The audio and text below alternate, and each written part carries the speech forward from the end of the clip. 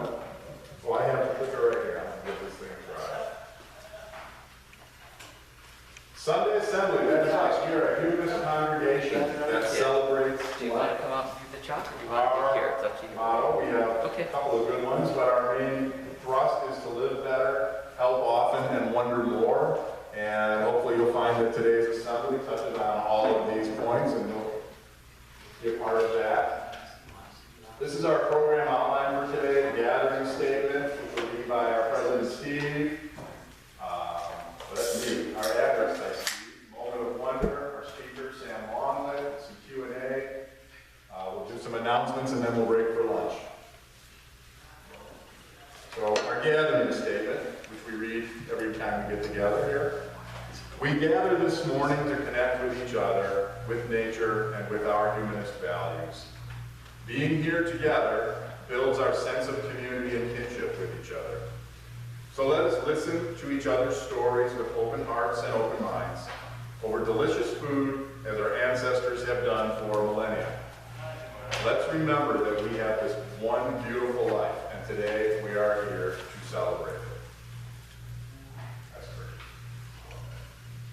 great. We are here to foster a sense of belonging in people through community, encourage them, us, all of us, to become our best selves, to work with ourselves to better our communities now and for future generations, and enable them, us, to bring humanism and science to those around us, all in order to help everyone build a meaningful life.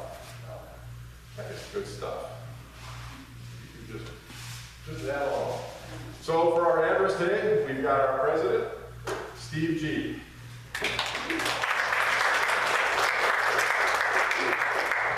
Thanks, Marty, and everyone here. It's awesome to see everyone.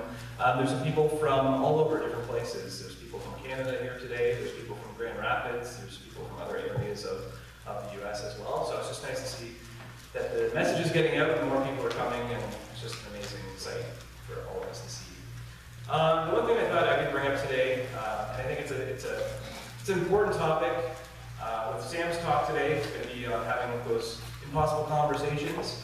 I think one of the things that we should probably discuss is speaking plainly. And what I mean by speaking plainly is speak what's on your mind and speak it from the truth, right? Everybody here understands that it's easier sometimes to pretend to be something you're not. Sometimes it's easier to fit in, just go with the flow. And a lot of trouble can actually arise from trying to do that, because you have a lot of pent-up feelings and emotions and things inside that just don't come out properly unless you're expressing yourself in a plain and open and honest way. If you're not embarrassed to admit this, you can put up your hand if you watched the Jordan Peterson recent video with Jordan Peterson versus 20 Atheists. That man has a definitional war on humanity. He will not be able to speak plainly ever. Anytime I ever see him, I've never seen him speak plainly. I mean, granted, he may have some issues because he was put into a coma in Russia to overcome an addiction, so maybe there was some kind of brain damage done there, but there's, he needs to speak from actual expertise, from his brain, right? And this is one thing that I think that we're lacking in society sometimes, is that we need to actually speak plainly. We need to understand where we're coming from, and we need to portray our actual desires and understanding with each other. That's really the only way we'll be able to come to any kind of conversation at all, right? You need to be able to have those conversations. So that is pretty much all I wanted to say today. I'm so thankful that Sam is here to do his talk today, and thankful for Marty to get up and host for us, and for everybody here to be a part of this amazing day with us. Thank you.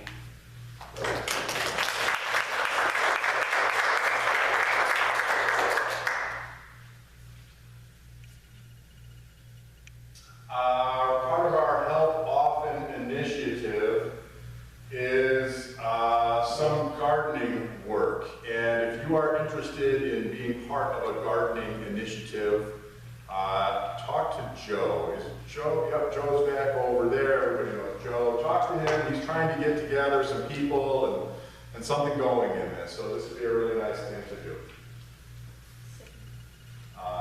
These are some resources I think that you have that you're okay to bring to the game. All right, so if you want to learn about gardening, want to participate in gardening, Joe's your guy.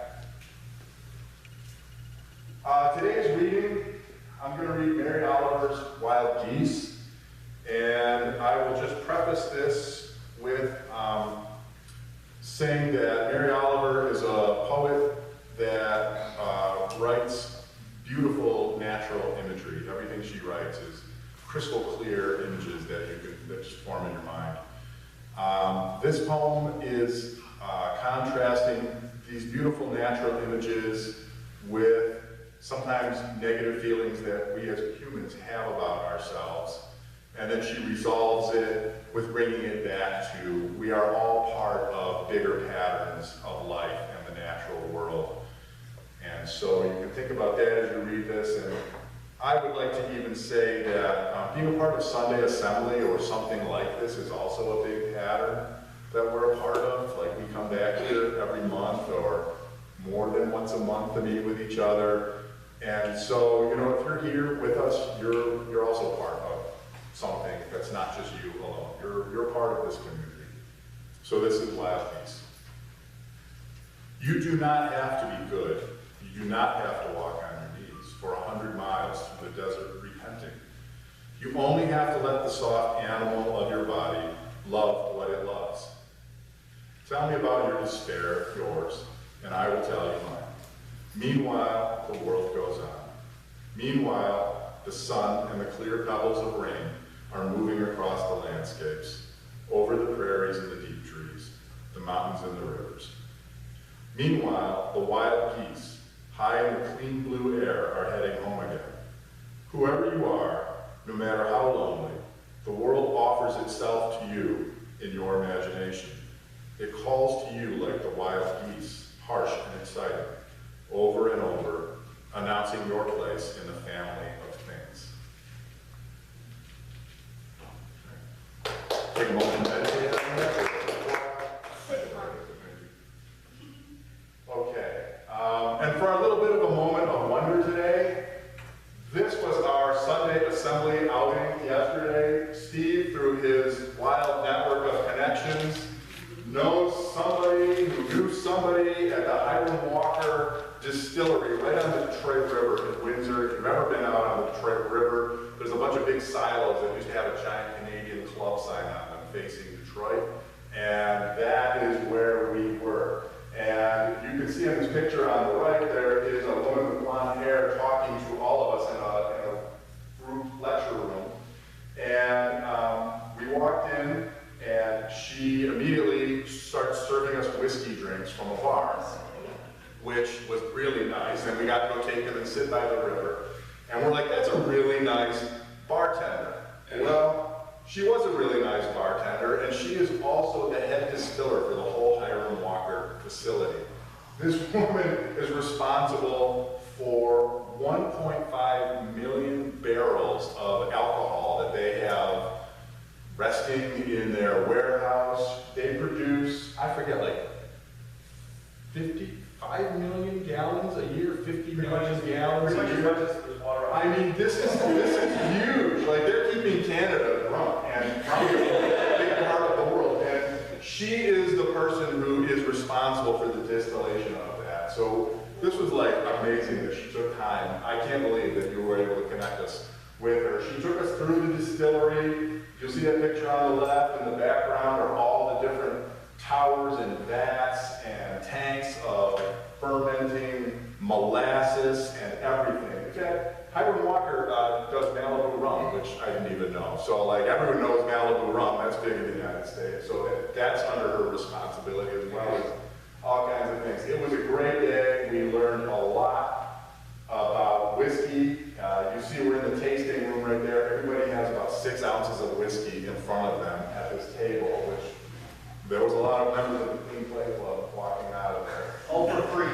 All for free. And then she took us to the bar and was opening up 24-year-old bottles of whiskey, and we just had the run of the place, and it was spectacular. There were about 20 of us there.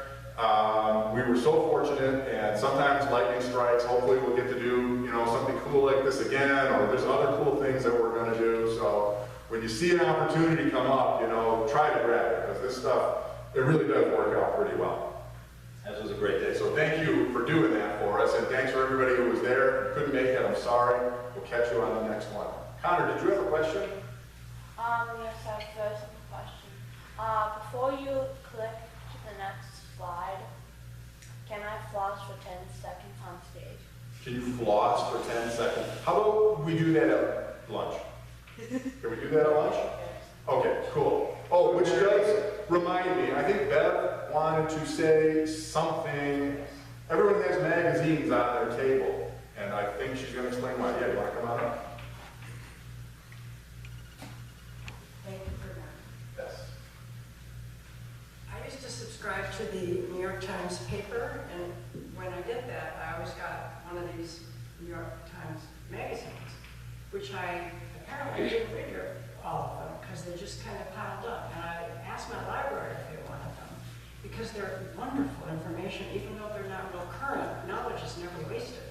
So I asked, I don't know if it was Joe or maybe Austin at that time, if I could bring them in and put them on the table and just have you look through them. They're all different on each table. And see if there's anything that you want. And you can take as many as you want. And We take them home. and take them home and read them and enjoy them and share with whoever you would want. Lots of really great information. And I just don't have the time or the energy to read them all now. But they're all different on each table. And then when the day is over and there are magazines still on the table, then we're going to put them in the trash. So know that today's your only chance because they don't want them around anymore. They've been watching them for me for a couple months already. So I'm just hoping to share the joy and the education of what New York Times can offer us. Thank you so much. Awesome. Thanks, Bev. Thanks.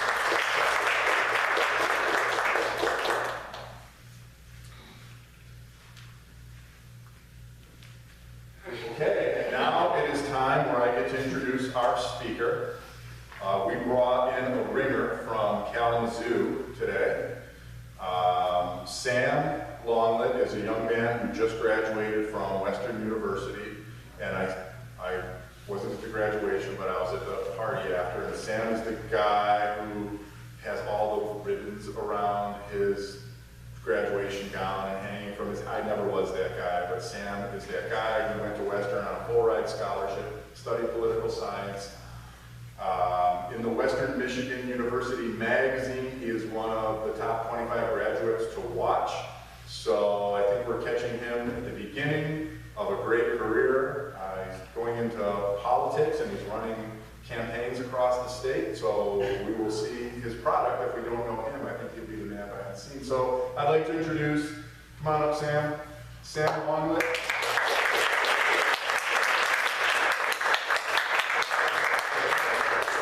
I should also add that his mom, Rebecca, is a regular attender here and a big participant, so that's how we do. She's very proud of her son. Okay, there's your clicker. right there. Yep. I have the same ones. Okay, perfect. Hey guys, you guys are having a great Sunday so far. It's beautiful out this weekend. It was great to get to know some of you guys yesterday when we were tasting whiskey. For those who did not get to know me, my name is Sam, as introduced.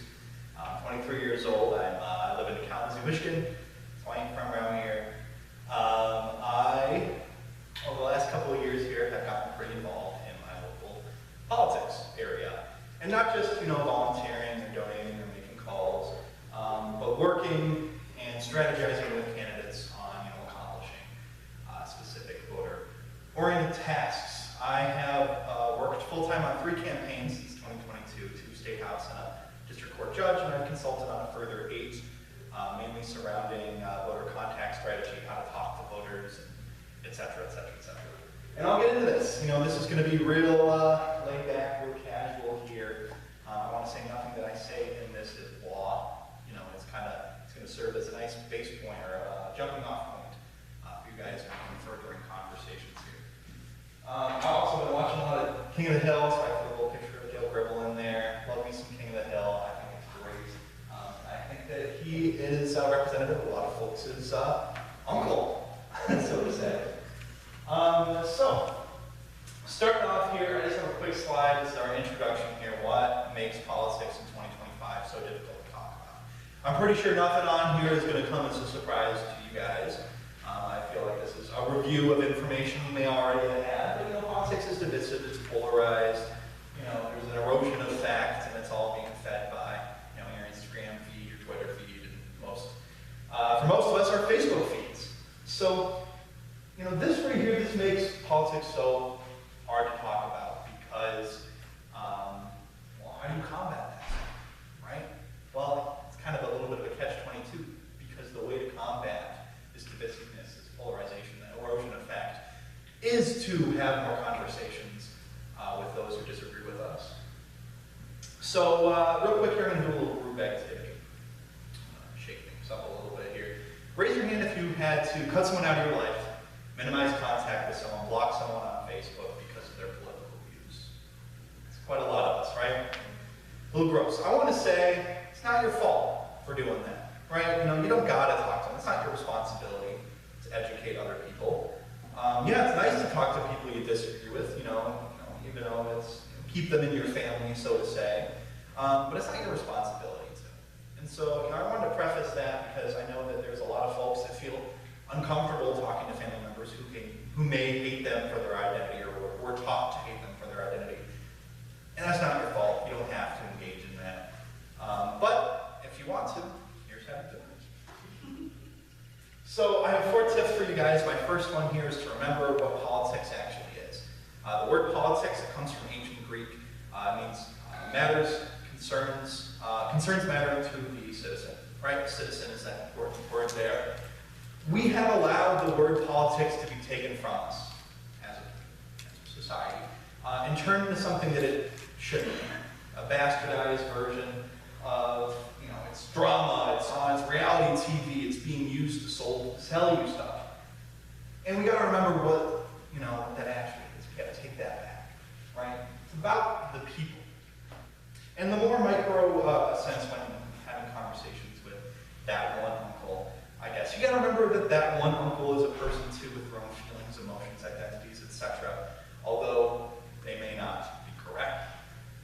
So is that. The time, the manner, the place is important. When you're not seeking out conversations with those you disagree with, you don't want to start talking about politics with that uncle 4 beers deep because they're going to be a little more charged than they would otherwise be. Additionally, you don't respect their opinion, that's fine. I think there's very few opinions that I personally respect. Make sure you respect the person that has that opinion. Got tip number 2 for you. We're more alike than we're not on either side of the field here. So I'm going to go out on a limb here. I know this is a little bit of an alternate group here for meeting on Sunday mornings that may skew a little bit more to the left, one may say. I'm a Democrat myself, but I'm from an area, Southwest Michigan here, that is very split. It's damn near 50-50 down the line in some places. And so I have a lot of experience when it comes to working on campaigns and communicating with those who don't necessarily agree with my candidate. Back in 2022, I was knocking doors for a progressive Democrat candidate in rural Southwest Michigan. His name was Justin Mendoza. He was running against a really, really well-funded Republican named Matt Hall, who is actually currently the Michigan House Speaker, and is the worst, in my opinion. He's the worst. Oh my God. Google him. Oh my God. Anyway, so we were out knocking, and I was in really conservative Richland. Richland is a very small community to the north, east of Kalamazoo. And I knock on this one lady's door, and she comes out. First of all, it's a really vulnerable position to be in, right? You're on somebody else's property. You're knocking on their door saying, hey, I want to make you uncomfortable by having this conversation. So I knock on the door, and she opens it, big smile. You'd be surprised how many people are actually excited to talk to someone at their door. It's weird. Big smile, and we start talking.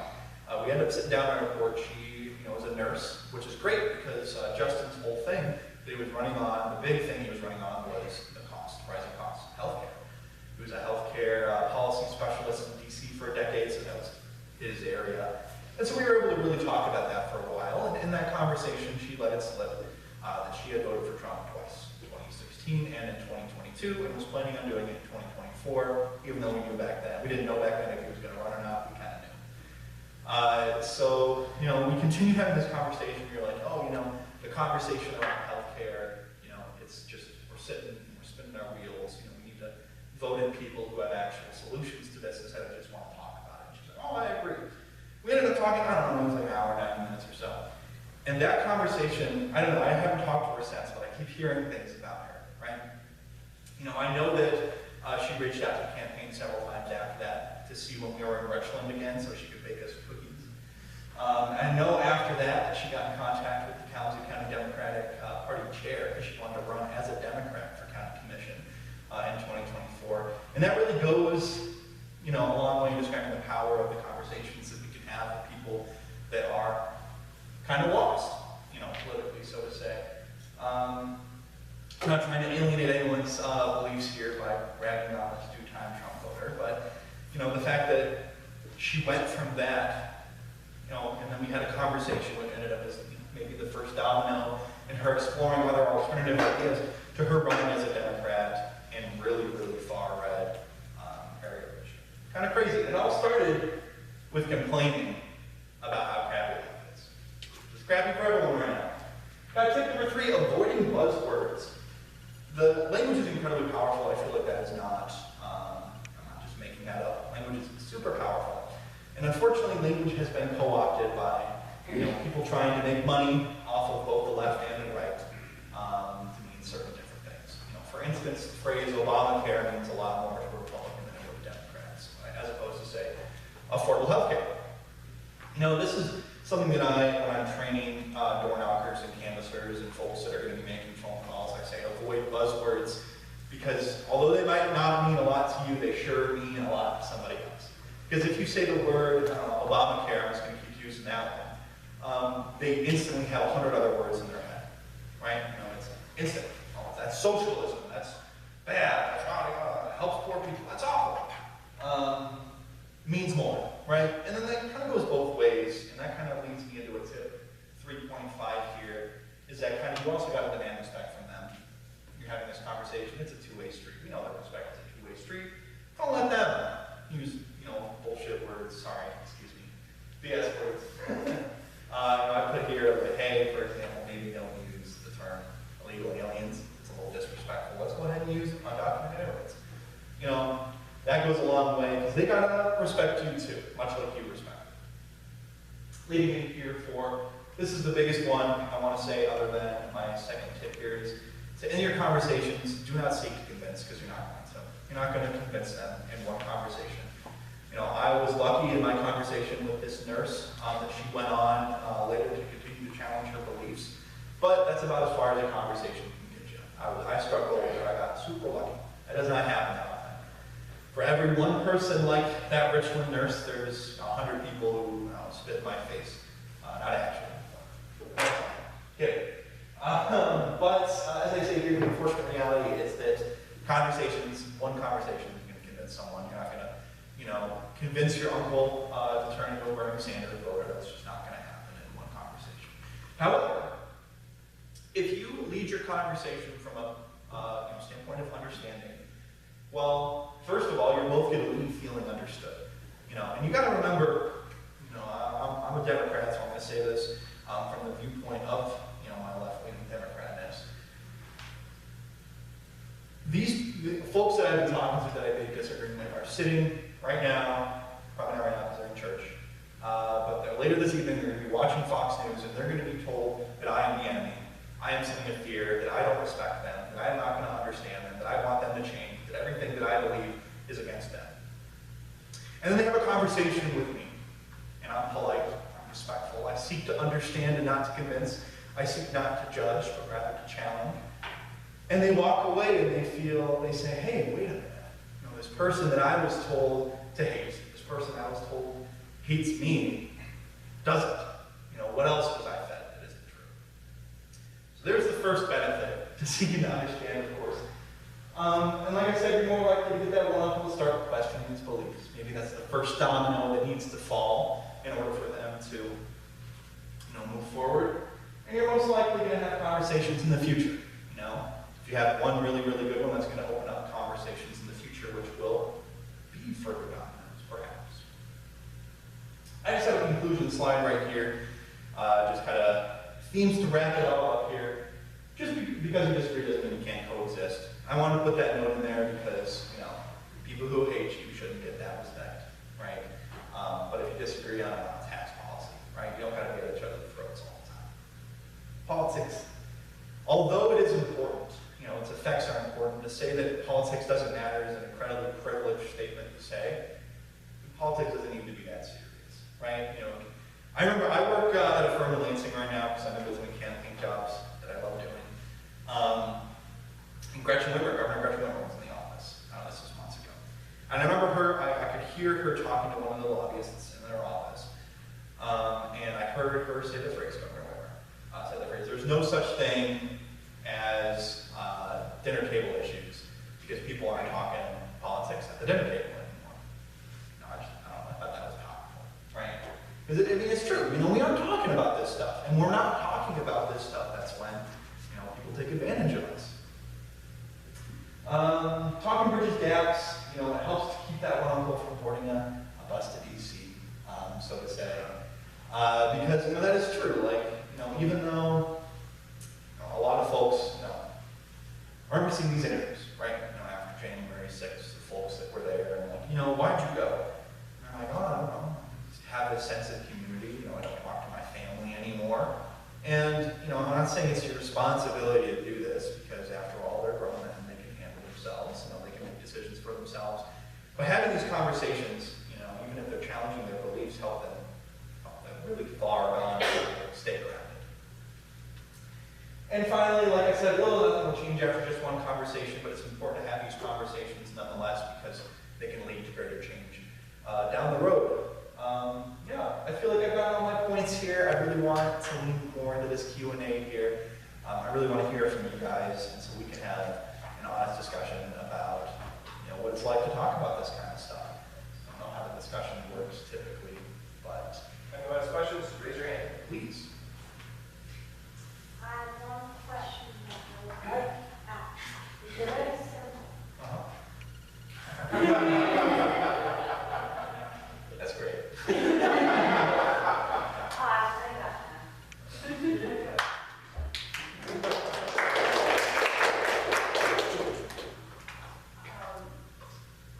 I don't know where I got it, but I got this thing that cut on my kitchen about 10 best things about locals. One of them is lobbyists shouldn't be allowed to approach legislators or give them money or whatever, you know. And my question is like, well, what about the fact that legislatures, or the legislators, or whoever they are, Senate, representatives, shouldn't be meeting with lobbyists? Why are they even allowed to meet with them and give them big trips and money and big bucks and all that stuff? I mean, that's just like, you can just put it on a piece of paper and print out what you want the legislator to know about this. Why do they have the privilege of meeting, taking out their time? So, you know, I feel like I'm in a unique position to answer this question because I work at a rather large lobbying firm. I work at Kelly Cawthorne, is the name of it, in Lansing. Great folks, first of all, I like the folks that are there. But lobbying is kind of a solution to a problem that we shouldn't have had in the first place, right? You see, the rise of lobbying really started in its modern day, you know, sense in the 70s and the 80s after massive cuts to legislatures and their staff. You know, because after all, we, as much as, you know, we should be putting and expecting highly of our legislators, they're just folks. You know, they're just people. You know, and they're not experts in everything. Right? And so you would previously have staff, or a lot of staff, to go ahead and seek out and say, okay, I would like to find the answers to this, that, and the other thing. Well, you know, starting with the Reagan era cuts to the government, a lot of those cuts were to legislative staff. You know, in the federal house, you have the average staff size of a representative of like 20 or so, cut down to 5 or 6. In our state house in the state of Michigan, it's one of the least effective legislatures for a variety of reasons, mostly because it's you know, branch of government with the most people power, and so why not cut that, right? But your average state representative will have 2 staffers. 2 staffers. And each of them are paid about $56,000. Give or take, that's actually a pretty good salary. For somebody in this, you'll have typically a legislative director, and you'll have a director of constituent services, or some other combination, maybe intern, right? How are you supposed to be an expert on everything with two low-paid people? You just aren't. That cannot happen, right? And so lobbyists fill that void. Like I said, it's a solution to the problem that we don't need to have. You know, we can have a fully funded legislature that is able and capable of researching their own issues, right? We can have that. We have had that in the past, but we don't have that right now. I will say, though, when it comes to lobbying, there are a lot of kind of behind-the-scenes stuff that the average folk, when it comes to regulation of that industry, because it's an important industry to be regulated. Well, first of all lobbyists and all folks who work at lobbyist firms or take money from lobbyist firms, etc., are registered in the Michigan database. There's a database of all the lobbyists. You could look up right now and see who represents Google in the state of Michigan if you wanted to. And then you could probably, I don't know, probably have their address. You can send them hate mail if you really take Google. Please don't do that. But also, this was especially, I believe this was the Secretary of State thing that started when Jocelyn Benson came in. But there is an online database. Now, previously what's required, but now it's an online full database.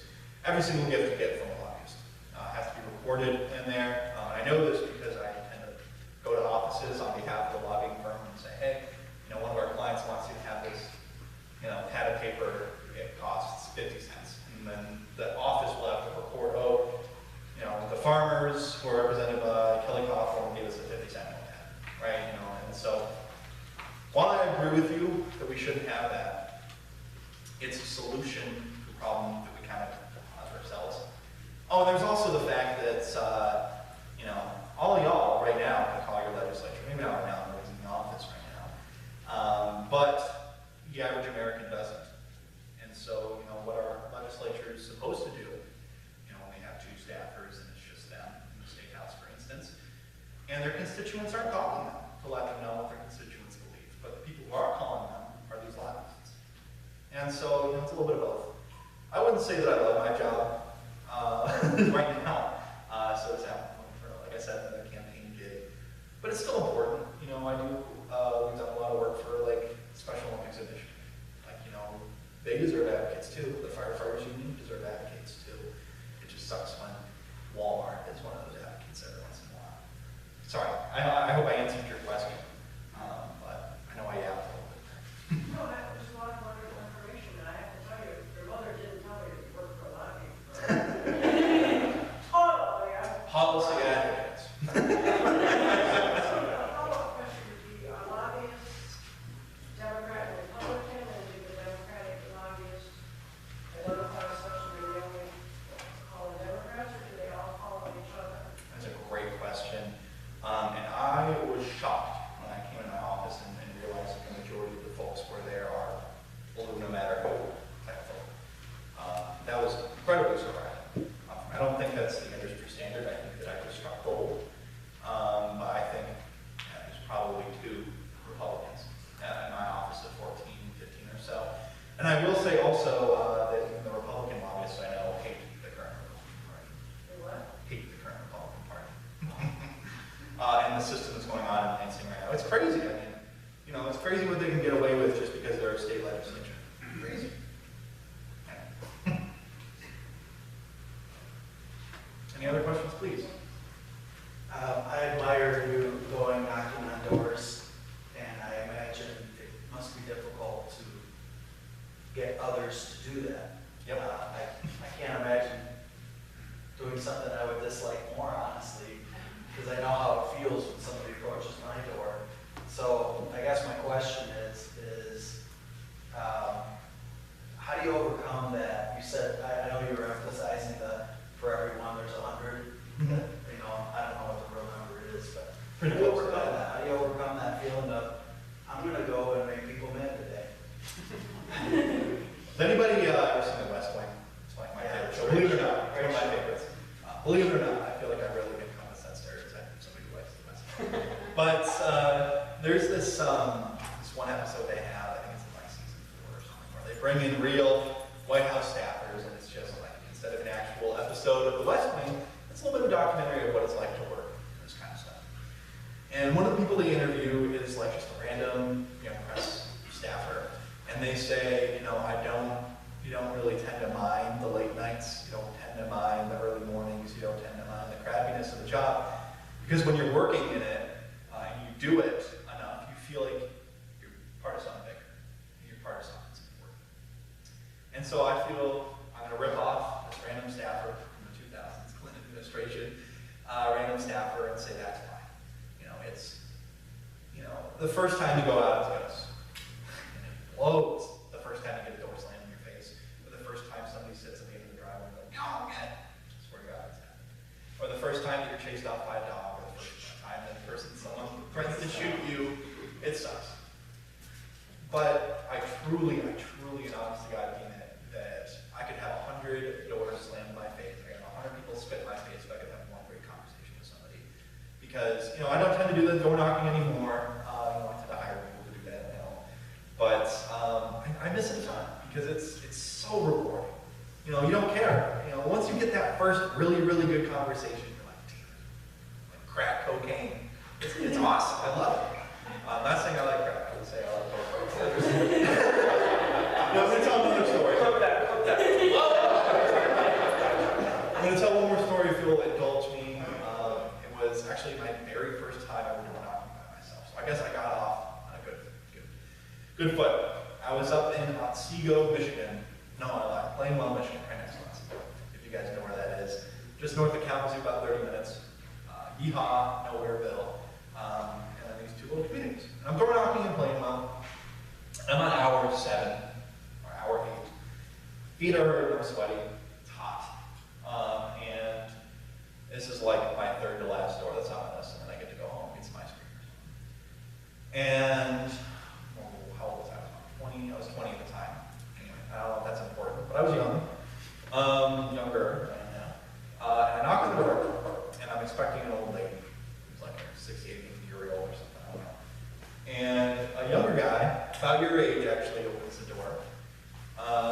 And, you know, I start giving the spiel. I'm saying, you know, I'm out here, you know, knocking for the elections coming up, can I ask what you're going for, yada.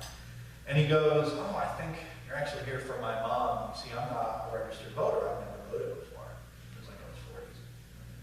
No, I kept that voice in my mind quiet. I said, "You idiot." I didn't disengage. We just started chatting. About an hour later, I'm still on this front porch. My phone is blowing up. I didn't realize this at the time. My phone is blowing up. So my boss is like, "Where the hell are you? Were you abducted? Are you shot? Are you okay? Are you bleeding out?" No, I was not. I was still on this guy's front porch. My laptop in my lap, registering to vote. And then actually on election day, what's that, 6 months later, in November, he texted me that he voted for the first time. Wow. And so you can bottle that up, turn that into a candle, and I smell that all the time because that feeling's phenomenal. And so, answer your question, like I said, 100 doors slammed in my face. If I get one more conversation like that, it'll be worth it. I think it's hard. I've done that. I agree it's hard to do that.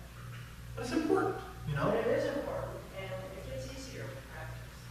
If we don't, as people, as citizens, once every 4 years or something, if we as citizens do not partake in our governing process, then our governing process will be taken away from us. That's why you're getting robocalls. That's why you're getting targeted ads on Facebook. It's because, you know, what else are campaigns supposed to do? I'm not trying to like play devil's advocate here. I know it's annoying to get those Facebook ads, but I mean, if the best thing for a campaign to do is to not know the system.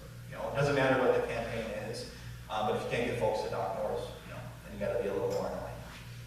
And so, like I said, you know, if we don't participate in our governing process will be taken away from us, continue to be taken away from us. So please go door knocking. Pretty please. Sam, do you feel like it's safe to go knocking on doors? I'm going to answer that with a question. Do you feel like it's safe to sit by and do nothing? My personal safety is Right? be deported. You know, when I first started docking, that's when in Lansing area, there was a canvasser that was shot by someone when he was canvassing. So obviously that was on everybody's mind was, this is dangerous, right? Of course, you know. But I want to say that Obviously, it's a little different for me, and I have a different answer because, you know, I'm a white guy. But it'd be pretty privileged of me to say I don't feel safe when there's people out there that would feel extra unsafe doing it. I don't know, I have a lot of thoughts about this. I'm sorry, I'm not being very coherent right now. I don't know, I just feel like it's important enough that it overcomes that little bit of a safety risk. And it is a safety risk, you know, Mom, close your ears here, but like, I've had somebody brandish a gun at me. You know, that's terrifying. It's petrifying. You know, there's also the silly times where like I got chased off the property by a herd of chickens. That's hilarious. I know somebody who was attacked by a peacock by door knocking. But you know, like I said, actually more common than you think. A lot of farmers up in the Ute have them because they're good pest control. I don't know. But I fully believe that it's more dangerous than not. You know, if regular, everyday Americans aren't participating in our governing system that's supposed to be for us, regular, everyday American, it's more dangerous to lose it. Well, and can I just add to what? Please. So you have trainings and whatnot, so I think that helps. It's not, hey Marty, let's go knock on some doors for fun. Yeah. Like you have a plan a little bit more than just randomness, right? So technology and data on you guys, have evolved quite a bit. A major part of my job is utilizing this database called Vote Builder is the name of it. And the amount of data that you have on folks is crazy. And on the downside, that blows. I don't want the DNC to know how much money I make. I don't think it does, but you know what I mean. I don't want the DNC to know how frequently I vote. I don't want it to know where I live, et cetera, et cetera. But also it allows campaigns to create more targeted lists, right?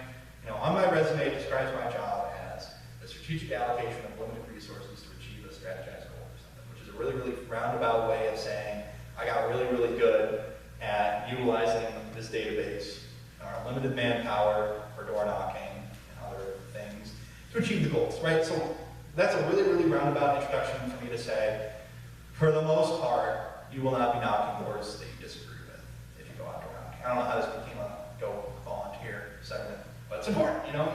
You get, ask the coordinator, hey, what kind of doors am I going to hit today? If they're good and they're kind, they'll tell you, and most of the time they are. But I will say, a lot of times it actually is, hey, Marty, let's go door knocking today. You'd be surprised at how many folks are just like, yeah, I woke up and go ahead and do it. Especially when Harris last year was on its second. It was night and day, weekend to weekend. I remember that first weekend after Harris announced that she was going to be running. The weekend before, we had like 10 total volunteers for the whole county. The next weekend, we had 90. It was, and we just kept growing from there. We ended up big charter buses were coming from all over the area with volunteers and stuff. Because people would just wake up and say, hey, I want to participate in my democracy. And I will say this one last bit. I'm talking directly to the Democrats in the room here, so I'm sorry if you disagree with me here. But too many Democrats, that's the problem with my party, I believe. Too many Democrats believe they only need to be a Democrat one day every 2 years. And let me tell you, Republicans don't believe that. Republicans are a Republican every single day of the year. A Democrat is a Democrat once every 2 years. Go out door knocking. If you are able to, go out and donate money to local campaigns. Go out and door knock. Go out and phone bank. Whatever you got to do, you can sit on your couch and watch TV while you do it. Go out and participate. Be part of the political discourse. Join your local party. Because, like I said, if you don't, somebody else will, and that will be taken from you. I think your point's well taken, Sam. There's one of the Republicans every day because they're so well known to Christian nationalists. And the Democrats don't have any secondary agenda that I'm aware of. And so we do have to do the protest marches wherever we can catch it. Act on our police much more so because they are out there fighting the legislation for women's rights, for health care, for everything. They're out there all the time doing that. And who knows what their preachers are teaching in Sunday service.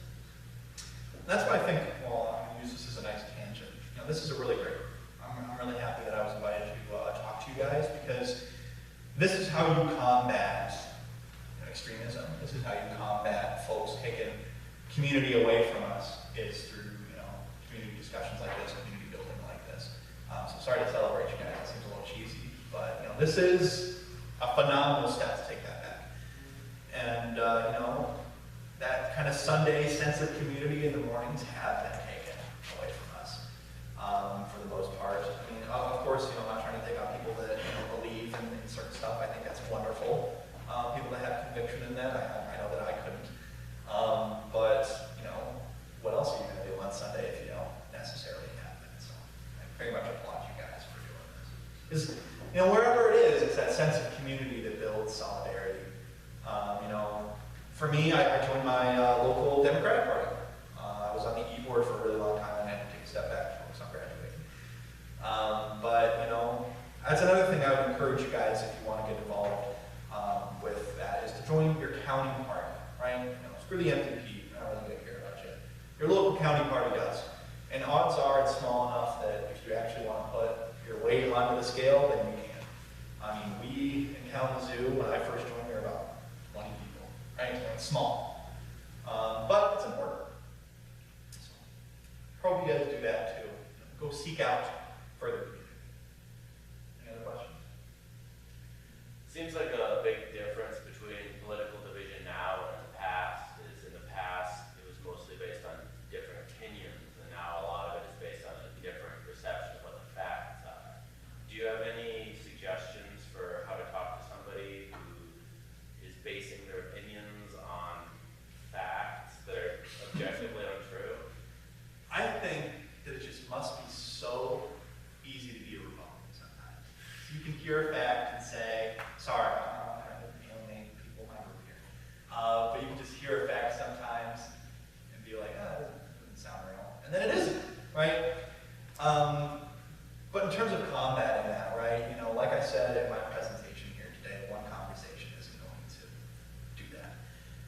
It isn't going to change somebody's worldview, isn't going to, pull people away from that kind of, what's the term they use in points? Alternative facts. I don't know when I came out, I was like, oh my God, that's crazy. Look at what we experienced now. However, when you ask yourselves, how did you guys, of my left-leaning folk in the room here, how did you guys become left-leaning? I'm sure some of it was, I grew up with it, but I'm sure a lot of it also was, sitting down and being like, okay, well, I kind of have this nagging thought in the back of my head. I'm going to go ahead and pick up a book or something. Pick up my phone and Google it nowadays. And the same is on, the crazy side, right? Sorry. They grew up, there's no shade to, regular Republicans, but there are some crazy Republicans out there. And I'm sure there's crazy Democrats too. But, they probably grew up, in a little more conservative family. And then they go off on their own. They don't necessarily have the biggest sense of community or something, or people aren't talking to them about politics. And they say, I kind of have this nagging thought that pop on Facebook. And then they pop on Facebook, or maybe they're inspired by something the random algorithm suggests them. And they move further off, until, they start talking about Jewish space lasers, right? And so, how do you combat that? Well, you introduce more voices into their head, so to say. More nagging feelings for them to be like, okay, wait a minute, to challenge their beliefs. And so, this is a really roundabout way of answering your question here, so I apologize, but conversations. Because you're not going to change somebody's mind in one conversation, but you will over the course of several. With good facts, too. Make sure you know what you're talking about. Don't just make stuff up.